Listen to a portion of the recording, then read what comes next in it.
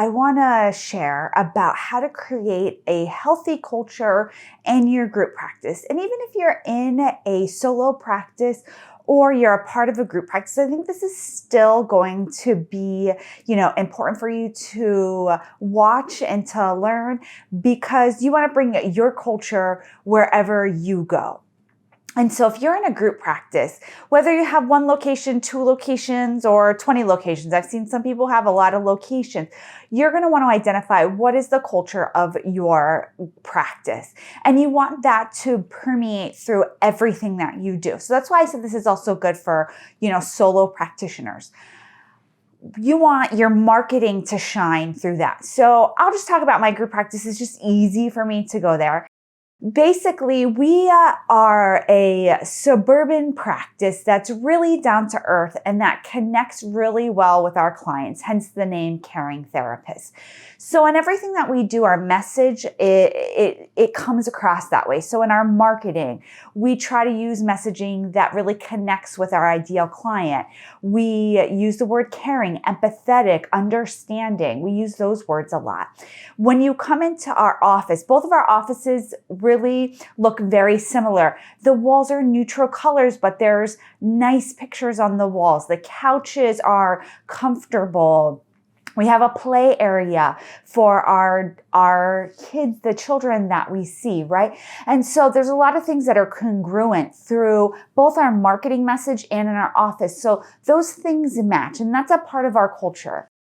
It was really important for me, especially when we were in office a lot. Now with COVID, it's a little different, but to have snacks. I'm a snacker. I love snacks. I wanted snacks for my staff. So making sure that there were snacks there all the time. That may seem like a little thing, but that can go a long way. So I want you to think about what little touches are important to you. Maybe you want to have a luxurious practice where your website is state of the art. Then you're going to want to be in an office that matches that, right? You don't want to promote that you have a luxurious office and then you're in an office that maybe isn't congruent with that. Maybe you want to have really nice art pieces or very modern furniture. So think about aesthetically how that could look, but also interpersonally how that can look. If you have a group practice, do you want all of your therapists to be down to earth? Do you want them to be intellectual types? Do you want them to have a certain personality style, right? Maybe everybody's introverted. Not that you have to hire people just on whether they're introverted or not, but I want you to think about how everybody can mesh together. Maybe you have a good mix. I would say in my group practice, we have a good mix of people who are type A personalities and type B personalities. People who are introverted, people who are extroverted, people who are really, on top of certain things, and people who are more laid back. And that mix is really nice because we have a larger team, so then we can pull people's strengths and kind of work on people's weaknesses. Even I have weaknesses. When I picked my clinical director, I really looked at, I have a fire energy about me, right? And my clinical director, she's much softer. She's much more connected.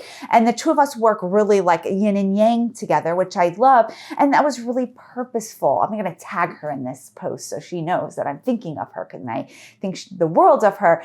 And, but picking her was a part of picking the kind of culture that I wanted within my group practice.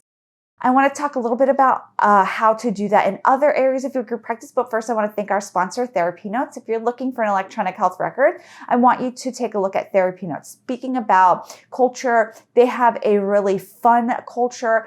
Their office is awesome. I went and visited. It's been 2 years now. I can't believe that.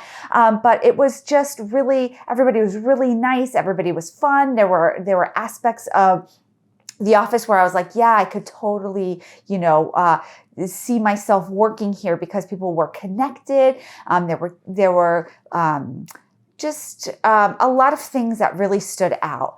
And so it comes across in their customer service too. Their customer service is done in-house. You can call, you can get the answers that you need. It's really a great company. They have a wonderful company culture, and so can you. So I want you to check out TherapyNotes. So going back to how to do this in marketing and how to do this with the team, and then how to do this as a leader. It's the same thing that I just said. I have a fire energy. I have to be aware of that, not to burn my whole place down, right? I have to put in parameters and boundaries for myself so that way I'm not overwhelming some of my team members who maybe don't have that same kind of energy. And so you want to think of yourself as a leader. How can you serve your group practice members? Even if you're a solo practitioner, how can you serve your clients?